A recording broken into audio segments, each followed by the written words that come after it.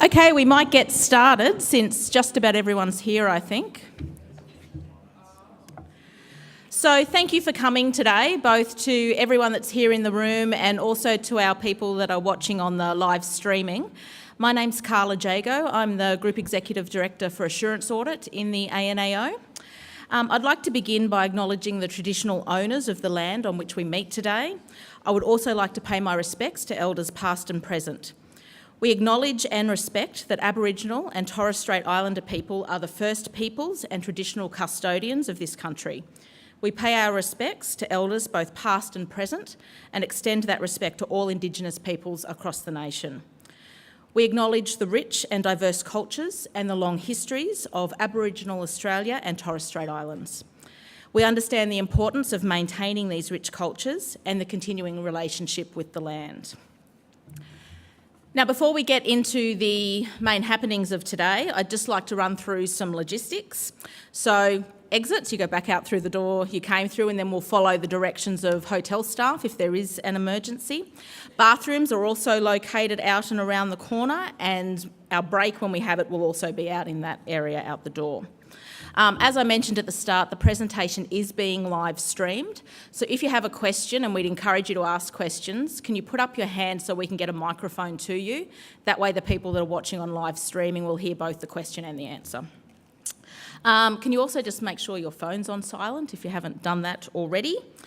And you should have copies of the agenda on your table, but I'm just going to quickly run through what we're going to cover today. So first of all, we're going to have some key insights from the Deputy Auditor General, and then we'll hear from Clea Lewis from Assurance Audit to give a bit of an overview of the report we tabled in Parliament last Thursday. We'll then have a break. We're aiming for around 10:45 to have that break. Then Tom Mianu from our Performance Audit Group will have an overview of the outcomes of our recent audits in the PGPA Act framework area. Lisa Router from Performance Audit will then give you an overview of the key themes and insights coming out of our recent performance audits. And then Jocelyn Ashford from our Systems Assurance and Data Analytics branch will give an overview of where the ANAO is heading in terms of our data analytics strategies. So, with no further ado, our first speaker today is Rona Mellor. She is the Deputy Auditor General for Australia. And please join me in welcoming her to the stage.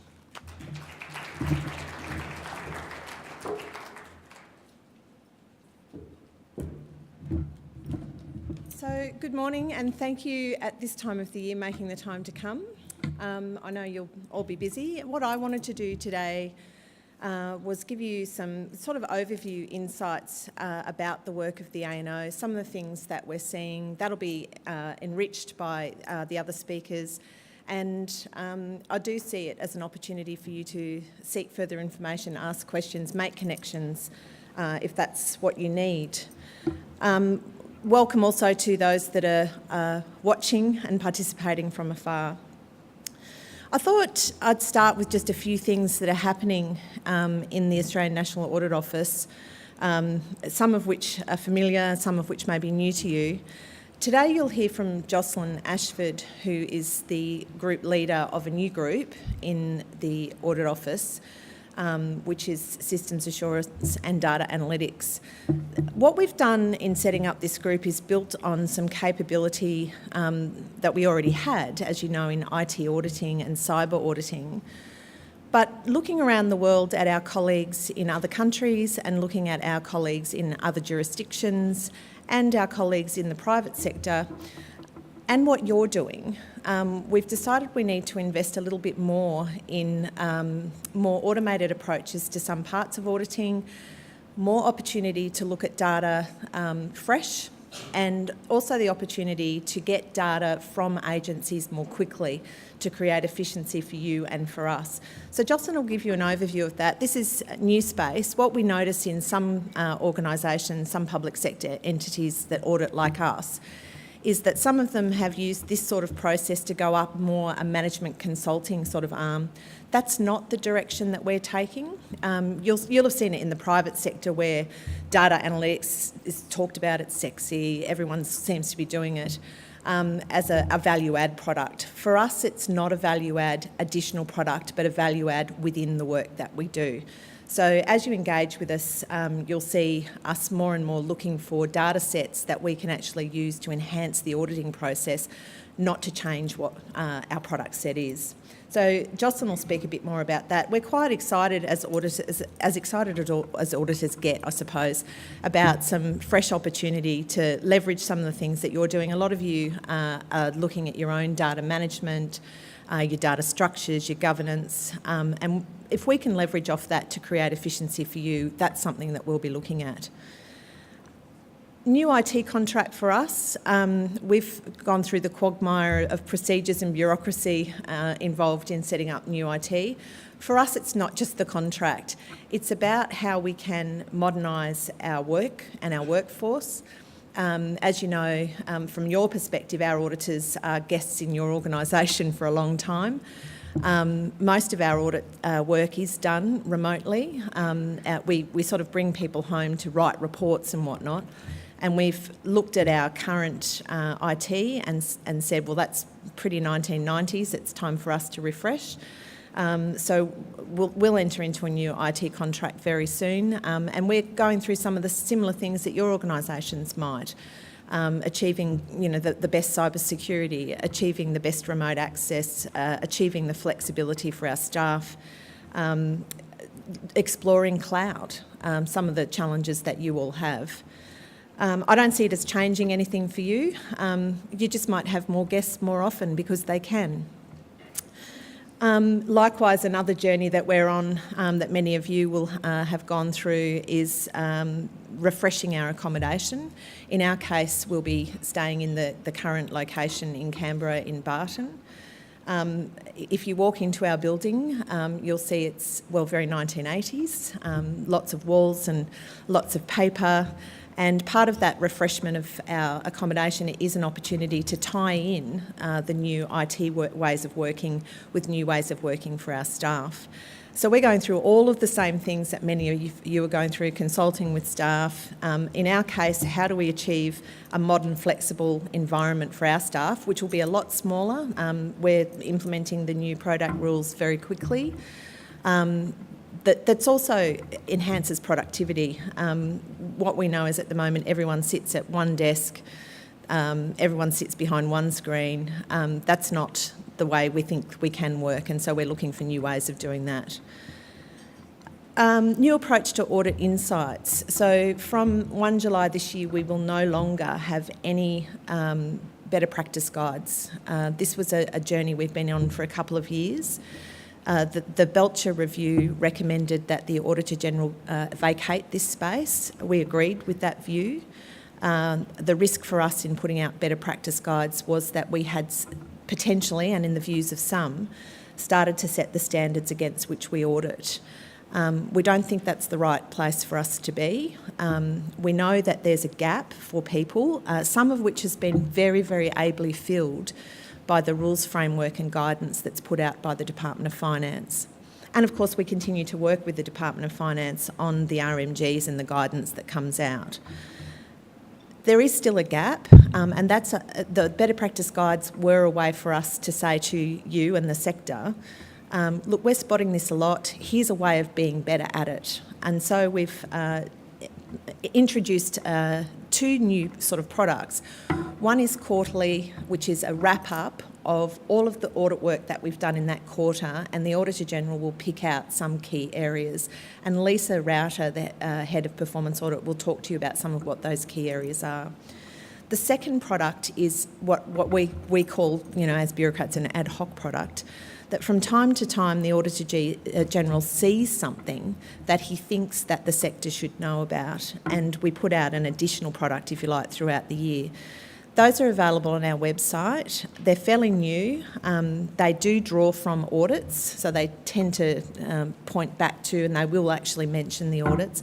But I encourage you to sort of have a look at them from time to time, encourage your chief risk people to look at them from time to time. They're things that we're promoting heavily into the audit committee chairs because they're interested in seeing regularly the sorts of things at a sectoral level that we're seeing. Right now, again, like you, we're settling our corporate plan, looking at the feedback from finance on the maturity of the system and how we can make our plan fit the framework. Also looking at the reports of the Joint Committee of Public Accounts and Audit on corporate planning, and the reports we've done ourselves, of course, give us a quick and early insight. We're also settling our 18-19 annual audit work plan. That's what AAWP stands for. Back in the day, you might have called it the Blue Book. It's the very large complementary product that we put out with our corporate plan that signals to the sector where we see risk and therefore what audits we might do. In settling that plan, we've circulated by portfolio drafts to all portfolio heads. The Auditor-General has met with secretaries. We've received feedback through the sector. We've met with our colleagues that conduct scrutiny elsewhere in the sector. We've published the draft work program on our website and received feedback from the public. And we've also consulted with the Parliament through the Joint Committee of Public Accounts, who then consults with all other committees. And so we've got a very strong sense of the priorities of the Parliament in that plan. We'll be publishing that plan and our corporate plan in early July. And the audits in there, so there's a couple of things that are interesting for you to look at in there. We do quite a big focus on risks in your portfolios based on a number of factors, and we point out quite clearly what the focus areas for us in auditing will be in those risks. And of course then we list the audits. So in your shoes, it gives you a really good heads up for your organisation about where we might go in your organisation, and a good chance to get ready in the event that we choose those audits. Lastly, we have this forum a couple of times a year, and I think it's a good place to catch up on things for you to get some, questions answered, network, etc. Last week we met with the Audit Committee chairs from the sector. We do that with the Department of Finance twice a year. It tends to be after we table the controls report, which Claire will speak about today, and then after we table the end-of-year report, which is the summary of the whole year's auditing on financial statements and some key issues that the Auditor-General's observing. We're also starting to participate more strongly in another forum, which some of you may go to or some of your people may go to, which is the Internal Auditors Community of Practice, where the internal audit groups are really trying to get their hands on sectoral-wide risk and learn from each other. There's these forums. There's our executive directors attending your audit committees and our senior people attending your audit committees. But I'd also encourage you to not be frightened to ring us and say, it'd be great if you could come and brief our executive on this, or come and brief our audit committee on that. We're pretty mobile people. Many of you and many of colleagues that are streaming in are either in town or not hard to get to. So if you do want someone to come and brief on a particular issue or unpick an insight, feel free to give us a buzz through our external relations area, and we can make people available. I'll just quickly move on to looking back over the program from last year. When we build the program, we really dig around in risk. And we dig around in risk, and that tends to, if you like, if we have one bias in anything that we do, it's about risk. And so the coverage of our program last year would tend to say we go where risk is. Risk in dollars, risk in activity, risk in time frames. And so the blue line on that graph demonstrates the total 17-18 program, and the orange line demonstrates the audits we actually did. Coverage across the whole of the sector is important for us. And it does reflect, if you have a look, obviously defence, lots of money, lots of procurement, lots of people, lots of risk, tends to get a big lot. People then say, oh my goodness, Prime Minister and Cabinet, it's Indigenous. This office was funded about 10 years ago when the Office of Indigenous Evaluation moved from the Department of Finance into the ANAO. And we've got a commitment because of the value of the dollars, the amount of risk, the impact that programs have in focusing on Indigenous. The others are pretty obvious. From your perspective as dollars people, you'll see that they're big dollar flows and they're big programs and big outlays. In terms of objective, most of our audits obviously focus on effectiveness in performance. The PGPA has a definition of proper use of resources that covers effectiveness, efficiency, economy and ethics. In the future, we're going to be much clearer about the primary purpose of an audit, including ethics. Ethics tends to come up a lot in grant audits and in procurement audits, but as a primary focus we're going to add it to this and move compliance into effectiveness. Now sometimes people say, oh, they're so boring, the auditors, they go out and do all this compliance work. That's what we do. We audit against frameworks that are out there to check compliance and the effectiveness of compliance with them. And so you'll continue to see us doing a lot of that. Spreading the mandate into efficiency has been interesting. And I'm going to say something that I think you'll relate to as chief financial officers in your organisation. Because one of the insights by spreading into efficiency more is both looking at value for money from the perspective of procurement and looking at value for money from the perspective of what I call internal procurement, so people using money internally to achieve something. What we've seen in the procurement side of value for money is that more often than not, the processes are about convenience to the public service. And this is where we see things like yesterday, even looking at a performance audit that's under construction at the moment, an entity who's gone to a panel 5 times for 2 quotes to do different pieces of work and every time selected the same provider.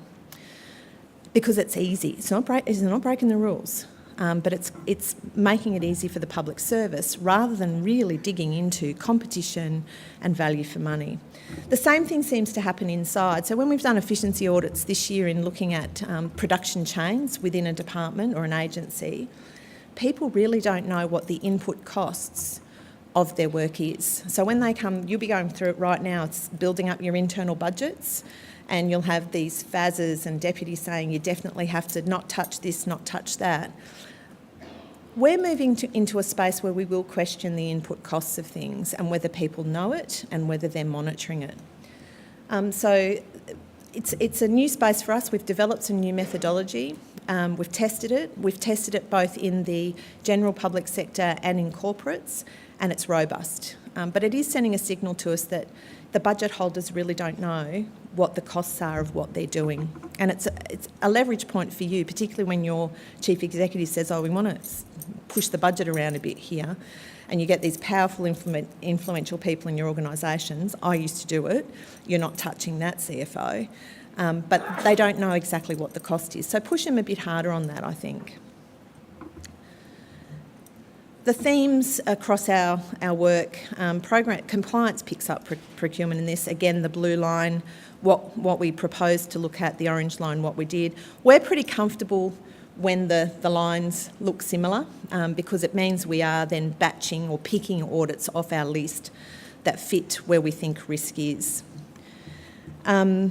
Expect that those themes will continue to be fully covered. With performance measurement a particular focus, again through our audit work, people aren't setting up good measurement early and therefore don't know whether they're achieving what their inputs actually were designed to do. A few years ago when Grant Hare became the Auditor General, he set us an agenda to push our mandate. So that goes to efficiency, effectiveness, economy and ethics. It goes to the spread across portfolios. It goes to another piece of change that you may have seen is us moving up the continuum of delivery. So we had a sort of a bias towards things that were already delivered, so in a mature state of delivery, and we'd come in later and, if you like, bayonet the dead. We felt it was much more useful for us in our reporting to the Parliament and also for agencies to learn to go earlier in that continuum of delivery. So in the last 12 months, we've done several audits that go to policy and program design. It's uncomfortable space, we know, for secretaries and for the government, because we go digging around and looking at the evidence behind advice that's going from your agencies to the government. But what we know is if that design's not right and well evidence-based, the implementation won't be. So it's a space we feel we have to be in, and we will continue to be in there. Another thing that people say, partly because we are a little bit biased in our choices around risk, is everything we put out is really bad. It's not. Obviously, the Parliament and the media grab hold of things that are described as scathing and damning and terrible. But when we've done an assessment back over the last 12 months of audits tabled, if you put an audit standards filter over them and think about the sort of opinions that we do in your space more than what we would do in the performance audit space, unqualified audits this year totalled 30%. So 30% of the performance audits that we did basically gave the entity a tick. Qualified, so largely meeting, but there were some areas that were not so good, was 50%. And those that the Auditor-General might have applied a disclaimer mode to, so pretty bad, were 20%. In that 20%, the two key things that stick out to me were the poor planning up front, so performance measurement, risk management, active management of plans, etc. And the second thing was record keeping. And I've got to say, as I'm an old public servant, I've over 3 decades in the public service, for an Auditor-General to keep finding poor record keeping in agencies is very sad. There's law, there's systems, there's compliance that you have in your own agencies, and it's very sad. So if the Auditor-General comes in and can't find something, we're getting into pretty sad administrative space. So I'm disputing that it's all bad of what we do, and certainly in the financial statement side you'll hear today, it's not all bad, and in the performance audit side it's not all bad either. Doesn't take away from the opportunity to learn. Getting the basics right, record keeping is an obvious area. I think there are other areas that we're focusing on and starting to wonder whether or not the actual regulatory frameworks are robust enough for the Parliament to be assured that the public sector is working to its best. Cyber's a good example. So we've done a program of audits since 13-14 against the ISM top 4, and only 30% of the agencies that we've audited have met the top 4. The reporting arrangements as they stand under the current PSPF that your agency, that those that are required to report to the Secretary of the Attorney General's Department and to the Auditor-General. We test the veracity of those reports in our audits and find that the material going up to the CEO is not always robust. But if you stand back from it, this is one of the biggest risks in the public service. The Prime Minister's put out strategies. There was, the Australian security world has moved up a notch in terms of what's compliant. So what compliance looks like. The banter that we hear is that culture is important, and it certainly is. Actually having that culture in your organisation where you've got the rules, people are monitoring, lots of training, reminders to staff on their interweb, all of that sort of stuff. Culture's not enough. There's a framework there that actually you're required to comply with. We've talked to the audit committee chairs about it. It worries them, and it should worry them because your organisations are the custodians of some pretty special data. CPRs, well, as I say, it looks like there's a bit of convenience for the public service in it. As I say, it's not rule breaking, it's convenience. Is it really where we want to be as a sector, particularly as the service delivery models, which involve, bringing private sector specialists in to deliver work for us, have become normalised? We really have to fight hard for value for money in those things because it's not our money. Finance regulations, we've seen examples through the year through our work where people just ignore them. People don't seek advice, they don't have their delegations and authorisations frameworks tidy. and they need to be held to account for that. The accountability starts in the organisation. It's no good going, "No, it's all right, the audit office is only going to do this many audits, they won't pick us up." The Parliament will ask you, the Parliament, that's who you report to ultimately. We have done a couple of audits of interest where on the implementation of government budget decisions, and this is an area that I think CFOs need to keep a watch on, where you get both administered and departmental from government, and then you lose sight of the departmental completely. It becomes your money. It's not your money if the NPPs that go up to government say we're going to use this money to deliver this outcome. So we've been in a couple of agencies and tracked the use of departmental to deliver the administered results. So whether it was increased tax revenue, savings in social welfare, and people are losing sight of the relationship between the departmental and the administered outcome. You can do something about that. Keep an eye on it. Again, in the framework, back in my day, there was the CIU in PM&C and the AAUs used to pour all over this.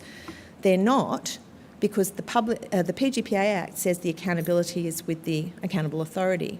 So you've got a really special role to play in there in making sure that the government's wishes are properly carried out. Value for money I've talked about. When we talk about value for money, we don't just talk about procurement, and we talk about that internal value, the input costs, the management of performance against it. And I think it's an area where the Auditor General is going to keep spending a lot of time, and in one sense that can authorise you to keep spending time in there or increase the time you spend in there. What can be done to increase the use of evidence in developing and assessing programs? This is an area that, as I say, we've moved up that implementation chain of public administration and found that, unlike in some other countries, New Zealand being a good example, we don't have a whole of government framework that guides people on what good evidence looks like. There were some attempts at this over years in the public sector, but and again, you'll be involved in signing off cabinet submissions and costings in cabinet submissions, and the Auditor General is going to be looking at that stuff in an ongoing way. What's the evidence base at that end of the continuum about which you go to government as an agency and ask for money? But it goes right through, doesn't it, in terms of the evidence basis on which decisions are being made. In our performance auditing, leave aside record keeping where we can't find evidence for decisions sometimes at all, we're really looking for good quality public administration, that people are using good evidence to make good decisions. And we've seen some pretty big gaps in that area. It goes to pilots and trials and proofs of concept, something we're going to have a crack at ourselves shortly in terms of data. Collecting the evidence during the trial to make the decision about what you would change if you rolled it out becomes quite important, and that includes the financial code. We've got some audits underway where pilots have been used to prove concepts or to try new ways of doing things, and they're fantastic, great innovative ideas. But to get to a decision point, collecting the evidence along the way against a framework that's set up front about what you're trying to do, we're not seeing enough of that. In saying that, some people say, oh, the audit office, they're boring, they'll whack you if you try something innovative. We won't. We try some innovative things too. It all comes down to that setup up the front, including how much money people are going to spend on what. Sometimes the clarity in some of these projects, the scaling up, the rolling out, just doesn't take account of it, and people are spending a lot more than what they forecast initially. I wonder whether the incentives are right for people to forecast and get it wrong. Of course you'll get it wrong. But what they try to do is make it look like they got it right. Forecasting is forecasting. Good evidence base, look ahead, collect evidence as you go. These are things that are commonly coming out, and I think they're important watch points, particularly for you people that really should be able to see some of this from the seats in which you sit. The last thing I wanted to mention is a challenge that may be ahead of all of us. You will be aware that the PGPA review draft report is circulating. And one of the recommendations that is in that draft report is 30th of September tabling of annual reports. And again, I want to debunk a myth that the Audit Office gets in the way of the tabling of annual reports. Occasionally, where we've got a problem with a set of statements, that might happen. Last year in our end-of-year report, that's the one where we harvest up all the results of all of the entities that we audit financially, we always do something else in there, and Claire will talk today about what we've done in the controls report. But we had a look at the tabling of annual reports from the perspective of our role in supporting the Parliament. Pretty much what we do is support the Parliament. We don't exist for any other reason than to support the Parliament. Our work is a proceeding of the Parliament. Everything we do gets tabled in the Parliament. We go before the Parliament a lot. The Joint Committee of Public Accounts and Audit is our oversight committee. We give them advice. So we table reports. They have to review every report that we table, including the financial controls report and the end-of-year report. In the last year, we've also briefed, the stat here is not as current as it will be on 30th of June, because even yesterday we briefed the Joint Committee. 20 briefings to other committees. So that's where they call us and say, oh, I'm really interested in this, can you come and talk to us about it? And we brief individual parliamentarians. And our busiest time of that is at the time that they're getting ready, particularly the senators, for estimates, but for others for committees. Before every estimate session, we send a briefing of all reports tabled since the last estimate session to the Senate committees, to all the members. And we're starting to track how often our work gets mentioned in Parliament. And in a reporting period, it'll grow because Parliament's been mentioning us this week ridiculously a lot. 200 individual mentions. Now, that's not the same person standing up and saying something 3 times. These are individual mentions. So in our work, seeing how you relate to the Parliament is quite important. We watch every estimates committee, every other parliamentary committee, matters of public importance. We watch Parliament closely. In fact, in many audit offices around the world, audit staff go to every committee. We're lucky here because we can stream it from Parliament House. So we had a look at this notion that in the PGPA world, the annual report is a pretty key bookend of reporting to the Parliament. And what we saw a few years ago was a number of entities are tabling after the October estimates. And we saw frustration from parliamentarians because that time of the year is when they're starting to look at, did you achieve what you said you were going to achieve? And we saw people commenting in the PGPA review that the reason that people are slow is because of us. So we thought, oh, we'll have a look at that. So we did. What does our data show? Our data shows that after we sign the accounts, the audit report, it takes between 0 and 91 days for your entities to get the annual report approved for transmission to the Minister. 0 to 91 days. It's not a long time in an electronic world, with an average of 17 days. And to table the report after that between 13 and 102 days. Now, there was a big outlier in the data that we looked at, but the average was 47. I'm only raising that because our work has been over the last few years to continue to pull back as early in the year as we can the auditing of the reports. If the PGPA recommendation gets up, the annual report should be tabled by the 30th of September. We've got a joint journey to go on in terms of the preparation of good, clean statements and good, clean audit reports. Keep a watch on that. If you haven't read the PGPA draft report, it's on the PGPA review website. It's got quite a lot of information in it about that review, its view of how things are going and what things could change. The draft consultation paper, which is the draft report, is circulating at the moment, and the Department of Finance will then look at putting something to government according to the review provisions in the PGPA Act. That's my little summary of things that I thought might be interesting, relevant, shared journeys for us. I'm happy to take any questions if there are any.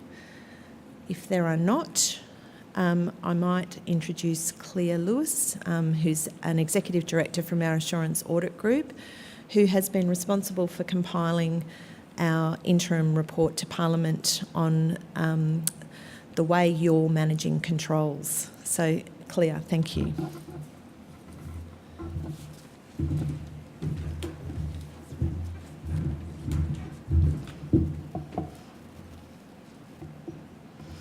Thank you, Rona, and good morning, everyone.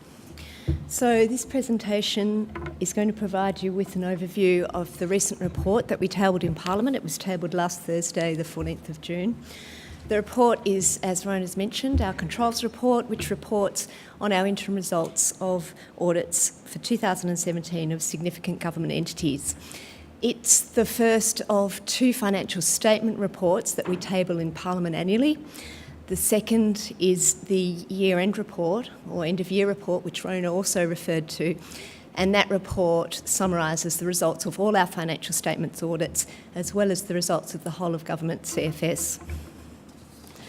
So in terms of the report we tabled last week, what it focuses on is, as I've said, the interim audit results. It also includes an assessment of those entities included in the report, key internal controls, and touches on some other areas that we think might be of interest to the users. This report examined 26 entities. The entities were all departments of state, the Department of Parliamentary Services, and also included some other significant government entities that significantly contribute to the income, expenses, assets or liabilities of the consolidated financial statements. Last year there were 25 entities in the controls report. This year we added the National Disability Insurance Agency, bringing the total to 26. During our interim audit work, what we focus on is an assessment of entities' internal control frameworks, and that provides us with assurance that entities are able to produce financial statements that are free from material misstatement. So in terms of the entities in the report, we concluded that 20 entities had effective internal control frameworks, or key internal controls. For 5 entities, except for particular findings which are detailed in the report, they were able to produce financial statements that were free from material misstatement. And for one entity, we identified a number of findings which reduced the level of assurance that we can place on that internal control framework, and that entity has a few things to work through in order to produce materially correct financial statements at the year end. So what this slide shows is a summary of the findings over the last 4 years. As you will know, we classify our findings into significant, moderate and minor, or A, B and C. Significant and moderate findings are reported to the Minister, to the entity, and also through to Parliament in this report. So this is a pleasing result for the year. We had, for the entities in the report, we had 99 findings, no significant, 12 moderate and 87 minor. So this is a positive result from last year, where we had 114 findings, which included 2 significant and 22 moderate. This next slide shows our findings broken into broad categories. And what this slide highlights is that 67% of all findings are actually in 2 categories: information and technology control environment and compliance and quality assurance frameworks. And given the significance of these areas, I'm just going to provide a little bit more detail on those. So compliance and quality assurance frameworks, these are issues that are associated with frameworks that support the reporting of revenues and expenses under self-assessment regimes, or where information is provided by third parties, and the quality assurance processes that support the completeness and accuracy of that information when it's included in the financial statements. This is an area we've had a high number of moderate findings for quite a few years, and even though the 2 significant findings that were included last year have been resolved, there's still a number of moderate findings in this area. And these findings relate mainly to entities' processes to obtain assurance over information they've sourced from third parties, and the compliance framework supporting revenue collection and program payments. What we've also noted is that there's an increase in minor findings in this space, and this could indicate it's an area that management needs to pay a little bit more attention to. The minor findings related to primarily effective governance over third-party or joint service delivery arrangements, the risk management frameworks that support the effective management of risk and the delivery of programs, and implementing effective quality assurance processes over key financial statement items, particularly those subject to professional judgment and uncertainty. The other area was the information technology and controls environment, which included 39% of the findings we identified in the report. Now, the controls in this area could include entity-wide information technology controls relating to infrastructure, policy and procedures. They could also include specific controls relating to applications which are relevant to the financial statements, for example, financial management information systems, HR information systems. There could also be others. So the number of moderate findings in this area increased from 2 last year to 5 this year. These controls are important because they help reduce the risk of unauthorised, inappropriate or inaccurate changes to data or systems, as well as invalid transactions. The findings we found in this area related to management of segregation of duties conflicts, removal of user access when it's no longer required, and monitoring of privileged user activity, as well as blocking privileged users from accessing the internet. So I'm going to move away from the findings in the report and just speak briefly about cyber resilience. What the slide on the screen is showing you is a summary of entities' self-reported compliance with the PSPF for 2017. So I'm sure, as many of you know, non-corporate Commonwealth entities are required to report every year on their compliance with the PSPF. They report to the Portfolio Minister, as well as a copy going to the Attorney Generals and the Auditor General. Corporate Commonwealth entities sometimes elect to comply, to report on their compliance with the PSPF, and the NBN is one of those corporate entities that is elected to do so, so its results are also included in the information on the screen. So the chart summarises, as I've said, entities' self-assessed compliance with the PSPF. You'll be able to see that the compliance, well maybe, is split into 4 categories. There's governance, personal security, information security and physical security. And what the slide highlights is that the largest area of non-compliance is InfoSec 4, which is that component of the PSPF that relates to cyber resilience, and that's consistent with our recent findings on performance audits in this space. So this next slide shows entities assessed, their assessment of their compliance with InfoSec 4, and you can see that 48% think they're fully compliant, 30% partially compliant, and 22% have assessed as non-compliant. Again, this slide's just highlighting that cyber resilience is an area we need to continue to focus on. So another area we covered in the report was compliance reporting. I'll just briefly speak about this. This is a summary of all the non-compliance with finance laws reported by the entities in the report. There's a lot of detail in the report, so I won't go into that, but what I did want to highlight was our primary observation in this space is that we're starting to see indications that entities are reducing the level of internal reporting they're doing in respect of non-compliance.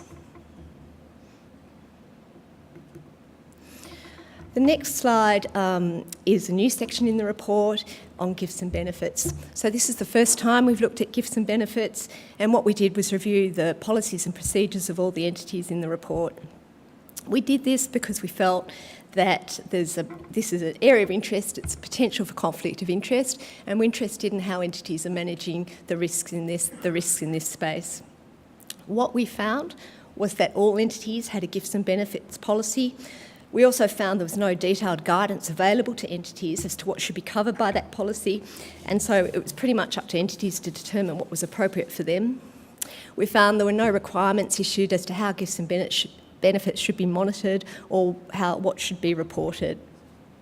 We reviewed other jurisdictions' policies in this space and found that they, for the most part, had reasonably quite detailed gifts and benefits policies reporting requirements.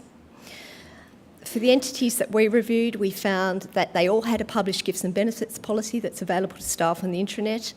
Each policy outlined that the requirements to report gifts accepted, not necessarily those offered and refused, but all those accepted, and that the policy also covered the process for approval and retention of the gift or benefit by the recipient. We did find that there was quite a wide variety in entities' policies for the reporting of gifts and benefits, particularly in terms of thresholds and the approval process. So in the report, what we've noted is that we think there is benefit in the Australian government setting some policy in this space and benefit in the space of gifts and benefits, particularly around what information should be captured. Is it just gifts and benefits offered? Is it also those accepted? Should there be more detailed guidance on thresholds? And we also think that the monitoring of gifts and benefits register is an important part of an entity's governance framework. Just while I'm on this, I'd just like to note that there was a recent article which picked up on this report and suggested we were proposing a government centralised gifts and benefits register. But what the report actually states is that we recommend entities themselves maintain their own central register of gifts and benefits received. So that's all I wanted to, that's the highlights from the controls report. I just want to touch briefly on the end of year report, which we've also mentioned. And many of you will be aware through the ANAO Audit Committee update that we're collecting some additional information for the year-end report this year. And that information relates to the number and value of audit adjustments and also adherence to the financial reporting timetable. What I would emphasise is that we've always collected this information. But for this year, we're actually going to collate it and look at it in terms of the end-of-year report to determine whether or not it contains information that Parliament might be interested in and whether we should also include some information on it in the end-of-year report.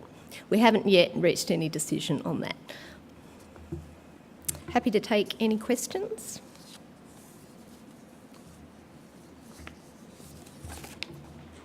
Okay, thank you.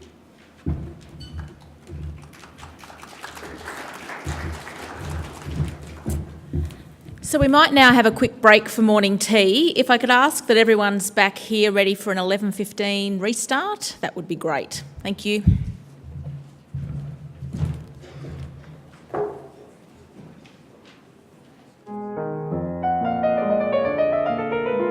I'd like to now welcome up to speak to you Mr. Tomianu from our Performance Audit Services Group. He's the Group Executive Director that looks after the Defence Portfolio and the PGPA Act group of audits. And he's going to give you an overview of the outcomes of some of our recent performance audits in the PGPA space.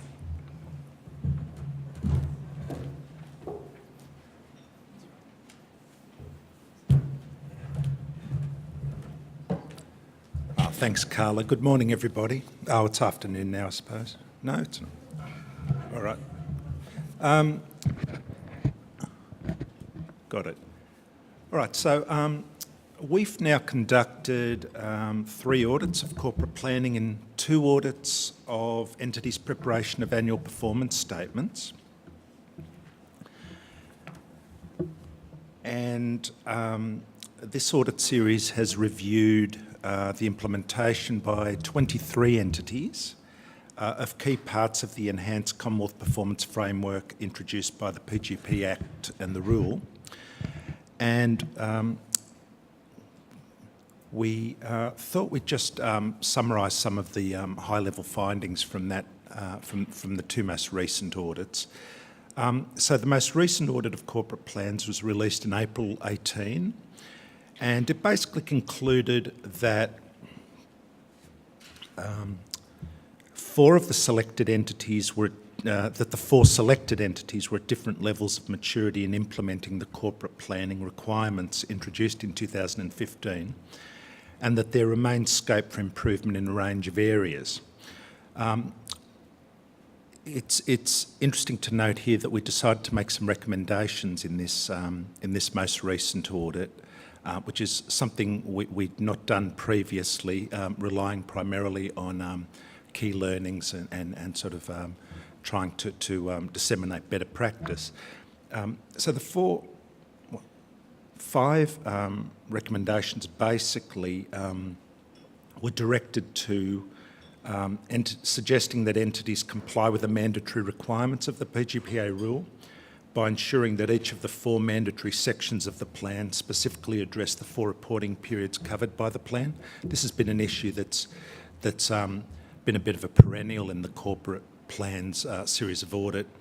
And I note that the PGPA review that Rona mentioned has taken up this issue. There's a recommendation 26 that I'd encourage people to have a look at. We also recommended that entities include a meaningful summary of risk management and oversight systems in their corporate plan. And we considered that this would be consistent with the objects of the PGPA Act, and you might want to look at Section 5 of the PGPA Act in this regard, which says that entities are required to provide meaningful information to the Parliament and the public. And again, I note that the PGPA Act review has also underlined in a number of places in the draft report the importance of presenting meaningful information to the Parliament. The third recommendation was that entities identify in their corporate plan the key risks and how their approach to managing risk will support the achievement of their purposes. And again, that recommendation 26 of the PGPA review takes up that set of issues.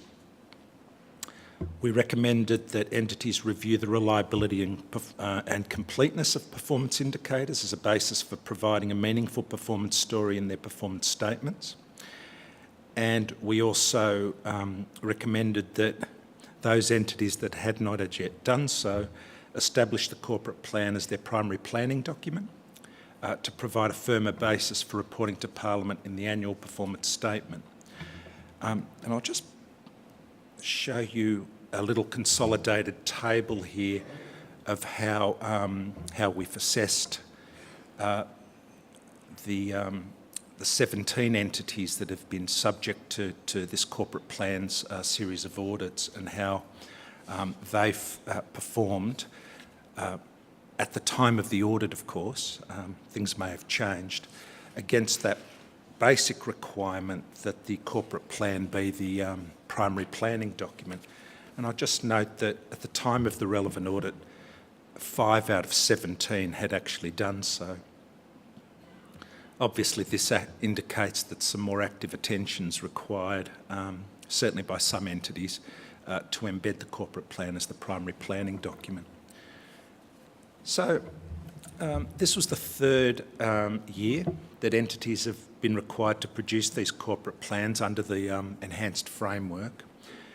And I suppose it was not unreasonable to expect that entities would have learned from their previous experiences and certainly the audits and the guidance, etc., that has been issued by the Department of Finance.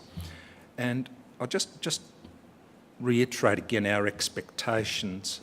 We believe that entities by now should have embedded the corporate plan as their primary planning document, that they should have moved beyond simple compliance with the minimum requirements set out in the rule, that they should have established mature systems and processes to support the development and monitoring of the corporate plan, and they should have progressed the development of meaningful risk management summaries and performance indicators. I'll just end this part of the presentation by noting that in our own submission to the PGP Act review, we did ask the question fairly openly about whether the incentive structure in entities and in the framework is actually strong enough to encourage compliance with these and other requirements of the new framework. And why is compliance important? Because the framework was very deliberately constructed to bring into the foreground issues of risk, improve performance, reporting, etc., so as to achieve certain anticipated outcomes and benefits. And I suppose I'm just putting it to you as a group, given that you're a fairly influential group within your organisations, to bear in mind, I suppose, in your own work day to day, whether the incentive structures within your own organisations are such that people, that the organisation is actively trying to step up to the requirements of the new framework. Of course, it'll be for the PGP Act reviewers to think more broadly at a system level around whether certain of the requirements as currently expressed and whether the framework as currently constructed actually creates a strong and robust framework to incentivise not just compliance, but actually incentivise achievement of the anticipated outcomes and benefits of the new framework. I'll move on to the performance statements audit now. The second audit, our second audit of entities' implementation of the annual performance statements requirements was released in March 18, and it involved an assessment of the appropriateness of entities' performance criteria and the completeness and accuracy of the reporting. And this was completed for either a subset or all of the performance criteria presented by the 4 selected entities in their 2016-17 performance statements. Basically, we concluded that each of the audited entities' performance criteria required improvement to support the reporting of progress against their purposes and to provide meaningful information to the Parliament and the public. We looked at, as we do, at relevance, reliability and completeness of the performance criteria. And in particular, we suggested that entities consider increasing the use of effectiveness and efficiency measures and developing performance criteria that assess a mixture of short, medium and long-term objectives. At a process level, we found that that the audited entities had processes to support the coordination and collation of their performance statements. But we also found a fair bit of variation in the scale and complexity of these processes. Obviously, there's always an issue of what's appropriate within an entity, but I think it was certainly an expectation by those who designed the current framework that sufficient effort would be put in and sufficient process design, I suppose, would go on internally to entities so as to achieve the outcomes of the new framework. There was also variation in the effectiveness of the systems, methodologies and assurance processes established for the collection and reporting of performance information. Again, this indicates that there is still some way to go in the maturity of entities' implementation of requirements and of audit committees' assurance and advice on entity performance reporting. And we made this point to the audit committee chairs at the recent forum. We recommended that some or all of the audited entities should, again, we made recommendations in this audit, again, in a way that we'd not done before. So we recommended that entities should review their performance measurement and reporting frameworks to develop measures that provide the Parliament and public with an understanding of their efficiency in delivering their purposes. This, of course, goes back to some of the points Rona made earlier around entities having a think internally about efficiency and the cost of doing business. We recommended that entities consider reviewing the design of the performance measurement and reporting framework to ensure the requirements of the PGP Act are addressed. And we suggested that review audit committee charters, that audit committee charters be reviewed to ensure that they reflect the requirements of Section 17 of the rule. And I'll just remind you there that Section 17 is around the requirement that audit committees review the appropriateness of the accountable authority's performance reporting. And on this point, we noted that at the time of finalising the 16-17 performance statements, none of the selected entities' audit committee charters reflected the language set out in section 17 of the rule. In some cases, the charters used comparable terms, I suppose is the way we'd put it, such as looking at soundness as opposed to appropriateness. So we have suggested that these committee charters be reviewed to align them more closely with the requirements of the finance law. So turning to next steps in this space, we're doing a third audit of annual performance statements currently. This involves 4 entities plus the Department of Finance, and it's due to table in November 2018. Also, in the context of our annual work program, the development of our annual work program, we're considering the JCPAA's report 469 on the Commonwealth Performance Framework. That was released in December 2017, and there's a recommendation 5, which is on that slide. Basically, it asks that we consider conducting an audit of one complete Commonwealth performance reporting cycle, including whether a clear read of performance information has effectively been established, with consistent terminology and improved line of sight across performance reporting documentation. And I'll just note, as someone who does a fair bit of work in the defence space, that the committee's got some form in this area in that it made a similar recommendation directly to Defence in Report 470 on the on a report we did into Defence's sustainment arrangements, where we commented on its performance framework, and the committee went a bit further and suggested that the department report back to it, in fact, a report back to the committee on this line of sight issue. So this is an issue that is very much on the JCPAA's mind. So I'll finish there. Very happy to take some questions. These were audits, of course, where not all of the recommendations were agreed by entities, which I suppose was a bit surprising. Certainly, some of the senators at estimates expressed surprise, given that some of the propositions were pretty well aligned. Some of the recommendations were pretty well aligned, I thought, with the requirements of the framework. Anyway, I'll open it up to questions if people have them. No? Okay. All right. Look, then I'll hand over to my colleague, Lisa Rowder, who will talk more broadly about some of the key learnings and findings in the performance audit program as a whole. So, Lisa.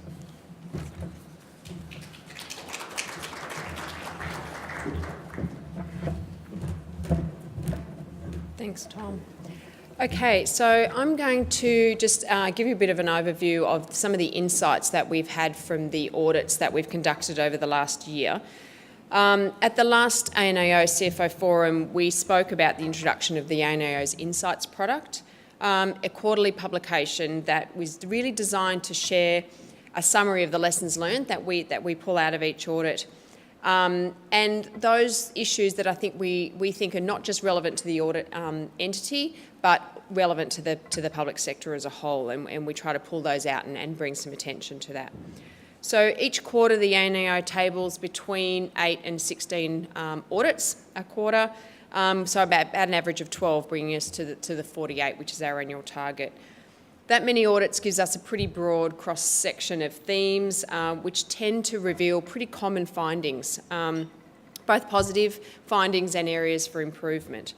Some of those things Rona has already mentioned, but it's records management, risk management, governance, the use of evidence and data in decision-making, compliance and performance measurement. And in our effort to take what we think is an agile publication, so it's a bit of an experiment for us, we have continued to refine our approach, and you'll see that each Insights product looks and feels a bit different. One, we think is important to share with you each quarter, just to highlight where we are seeing good and bad examples of efficiency, effectiveness, economy and ethics and warrant a bit of a deeper dive into what good practice looks like, because we don't do the better practice guides anymore. Our primary aim is that these highlights bring attention to Parliament, an overview of public sector capability, strengths, weaknesses, as well as areas requiring improved accountability, transparency and performance. Through this, the public sector administration, hopefully, is enhanced, similar to our goal that we had when we published our better practice guides. So Rona has touched on a few of these issues, but I'll just go into them a little bit more deeply. So in Q1, which was July to September 2017, and it had just been published, I think, last time we met, we discussed risk management and performance measurement. Both, we think, are areas that have room for vast improvement across government. We found that risk wasn't really being actively managed, meaning that while risks may have been identified at the outset of projects or program design, they weren't amended as circumstances changed or the project evolved. And as risk changed from design to implementation maturity. We also identified instances of high risks not being reported up through the executive or reflected in the organisational level risk register. With regard to performance measurement, there is value in agencies determining performance indicators upfront when you're designing policies and programs, and assessing these at regular intervals and amending the measures where the project changes are made over time. If an agency is not articulating how it measures success, it can't really form an evidence base to inform future decision making, and it's not learning from its successes and its failures. So when accepting a funding or a mandate for a new service or policy or program, agencies should be transparent in their accountability for delivering on the intended objectives of that, and then how they're going to go about measuring their success. It sounds pretty obvious, but from what we see across our audits, it's not really happening, and not really happening with the rigour we'd expect given the funds involved. So in Q2, we saw quite a few findings around the issue of record keeping. Record keeping, which is part of getting the basics right, and then there's a related issue around evidence-based policy design. So where is your evidence coming from? If we're not creating records of decisions and information to inform our decisions, we're not creating that evidence base to inform our future activities. It can also, by not maintaining your records, undermine your accountability when you need to refer back to past decisions or information sources to help you justify current actions.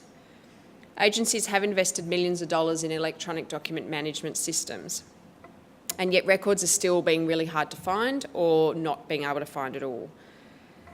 Many refer to machinery of government changes as a reason why they can't find their records. But you would think that MOGs are frequent enough across government now that we've embedded processes to manage our records through those processes. The next issue we looked at was lessons around evidence-based policy making. It's identified in the audits of the design and implementation of the Community Development Program, as well as in the monitoring the impact of Australian government school funding and low emissions for technologies for fossil fuels. The latter two programs had access to data, but they were not utilising it to maximise the impact on program and policy design, nor informing an assessment of program success. In the Community Development Program, the policy design was supported by analysis and consultation across government, and which was important because it enabled a more transparent performance monitoring and reporting arrangement with measurable performance indicators that were linked to policy objectives. They had a baseline from data and they could measure their improvement against that baseline. So in discussing evidence, we acknowledge that with increasing application of non-traditional approaches in how agencies go about designing and procuring and implementing new programs, such as co-design and agile design, all those new buzzwords, evidence will be different to the traditional minutes and submissions and tender documents and briefs. But those more innovative approaches do not mean that there should not still be some form of evidence that has informed your key decisions, and that this evidence should be available for not only the ANAO, but for others in your organisation to learn from and adapt to new purposes. So also in Q2, we published the information report on government procurement based on AusTender data, which got lots of attention. And while the media and the Parliament focused on the use of consultant data in this report, it also contained lots of other important illustrations that we think you should sort of pay attention to. And they should be on the radar for your organisation. So for example, some of these were, the report highlighted issues around contract value amendments within 6 to 12 months of a contract being signed. So 30% of contracts that after they were signed doubled in value within the first year of them being signed. In addition, a further 1,800 contracts increased in value between 100 and 500% in their first 12 months.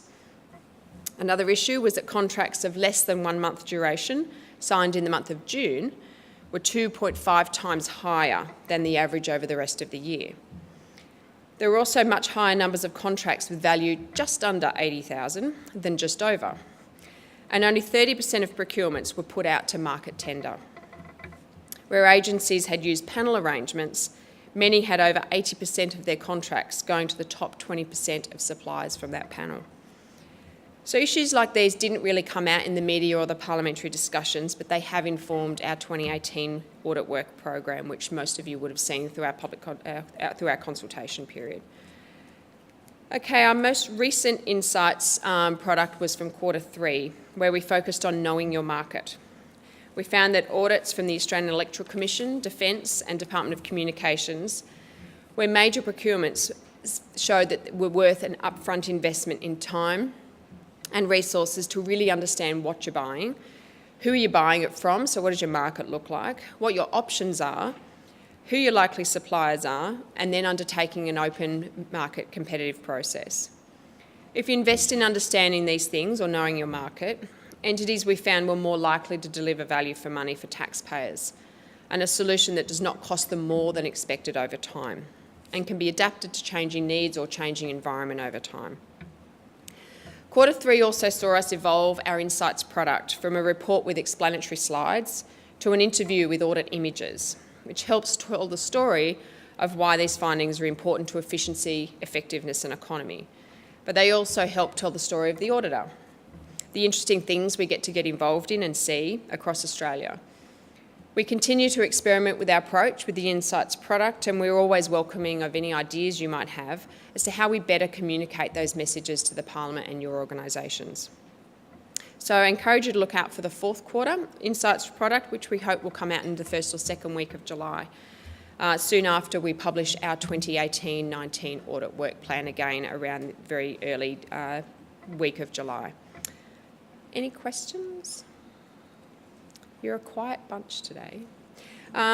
So if there's no questions, I'll introduce Jocelyn Ashford, who's our Senior Executive Director of our Systems Assurance and Data Analytics Group in the ANAO, to talk to you about our ANAO data strategies.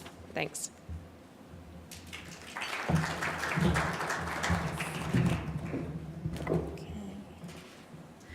Good morning.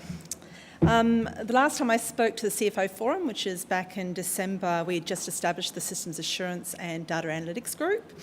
And as I mentioned then, the group's role was to combine the activities that we were already performing around systems assurance, so your typical IT audit activities, our cybersecurity work, the information report on procurement work, but also to set up a new section and enable the group to undertake more data analytics across our audit program, whether it's performance or financial statement.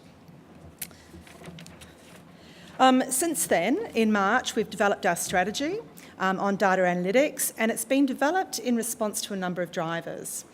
And one of the drivers is about the changes to your systems and your processes, both business and financial, as a result of adopting new service models, new technology, new digital technology in delivering those service models.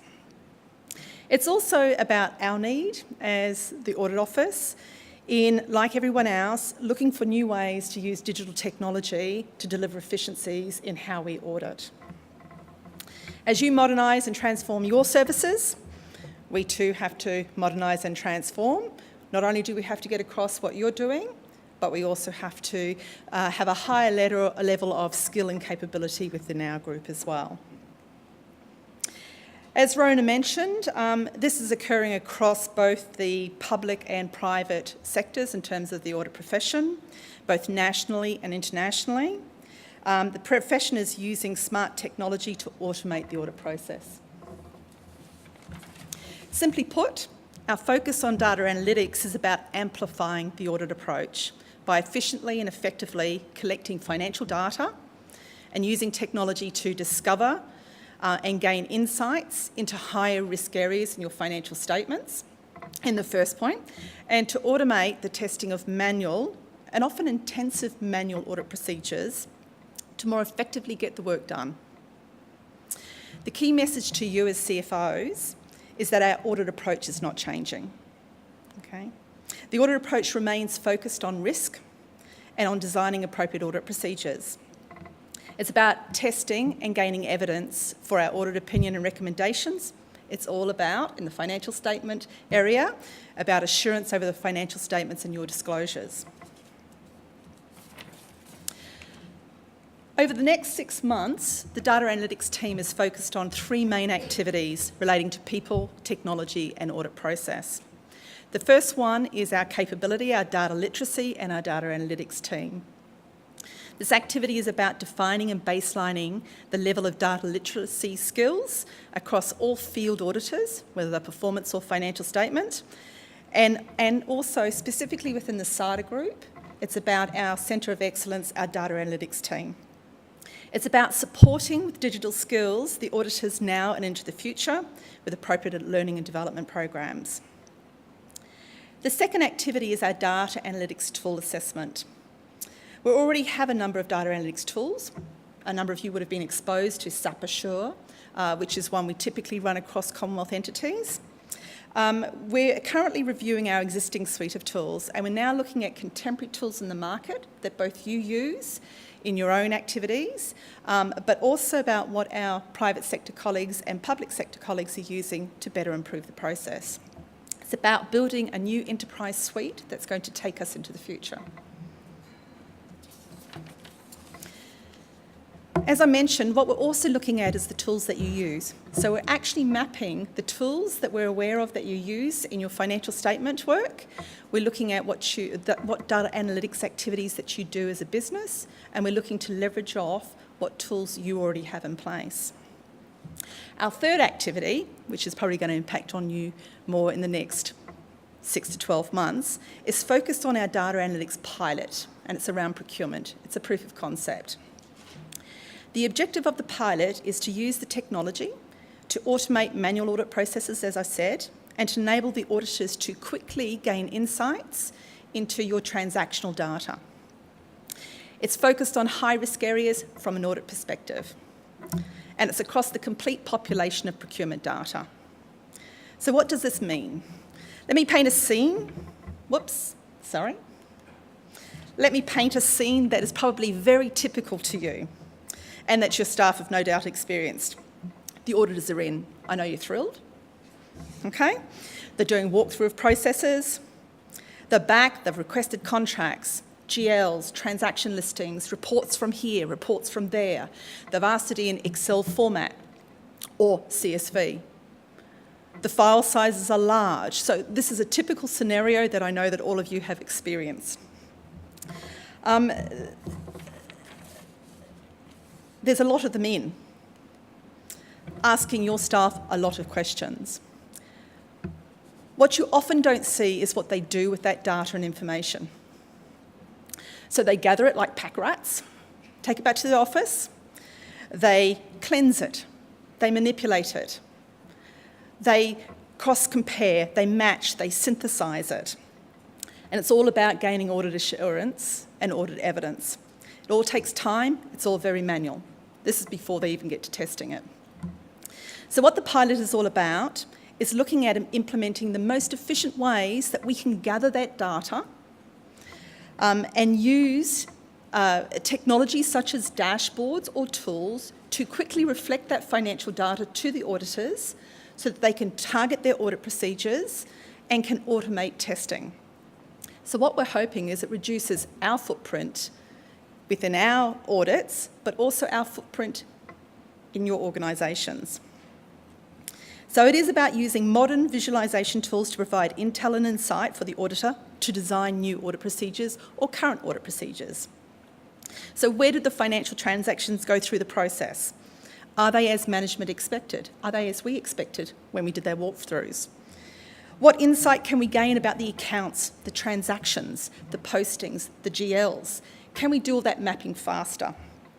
Are there any new risk areas that we previously hadn't identified that we now need to address? It's about assisting the auditor to be able to cascade quickly from the high levels of aggregated data into the detailed transactional level. As mentioned, it's about automating manual testing that is typically performed, matching transactions, testing for duplicates, authorisations, approvals. You've all experienced that type of testing in the organisation. Now, we've selected procurement as the first focus area because it's probably the most typical process across the Commonwealth. There's not a lot of variation and the systems are quite common. We're using the Department of Infrastructure as the pilot, and this is what we're doing. So we've gone into the Department of Infrastructure. We've actually written the script. The script goes in, it extracts general ledger data, vendor master data, credit card data. We're pulling that script back.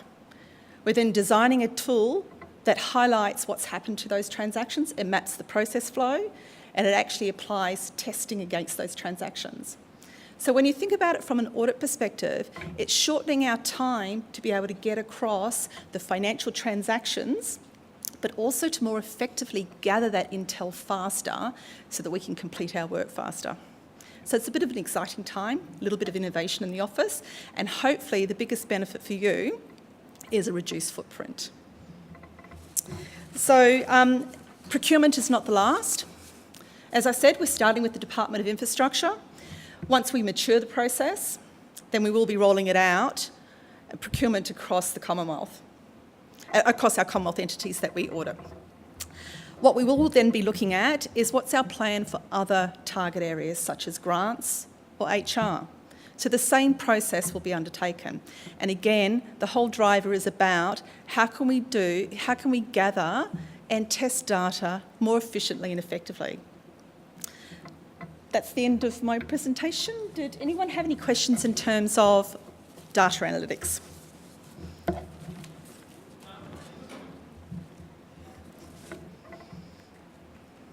Thanks. David from the AAT. Are you looking to cross-reference through the data analytics different organisations against each other, or just each individual organisation on its own? Those are probably the three core activities that we're targeting in the next 3 months. What we actually have also is what we're referring to colloquially as our hunt and gather. And that's an activity where we are actually looking at the data champions across Commonwealth, all the data matching and the sharing that's already existing, what process do you have in place and whether we can actually leverage off that and utilise those types of structures and tools already in place. So yes, we are. Okay, thanks.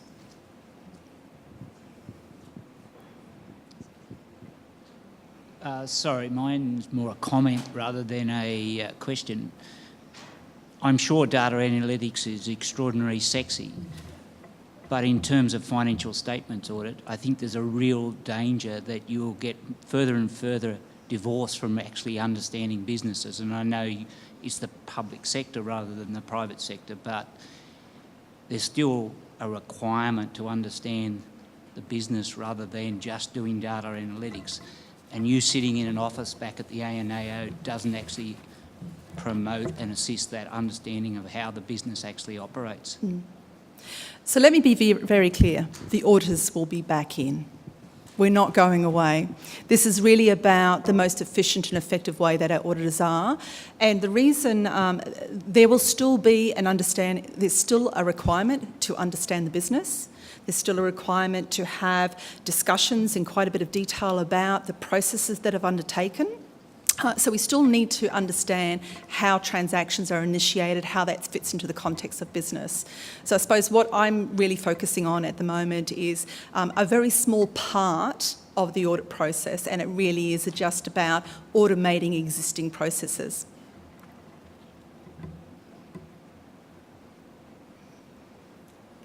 Thank you.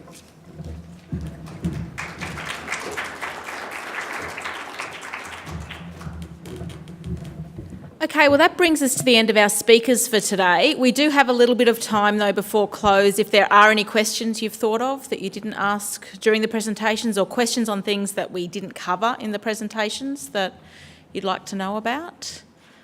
Are there any? No? Okay. So thank you for coming today, or for watching through the live streaming. We will have both the slides and the live streaming presentation available on our website fairly shortly, so for any of your colleagues that may have missed this presentation.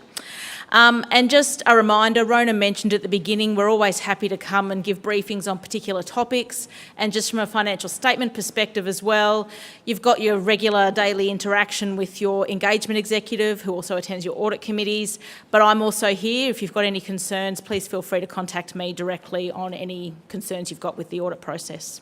Thank you.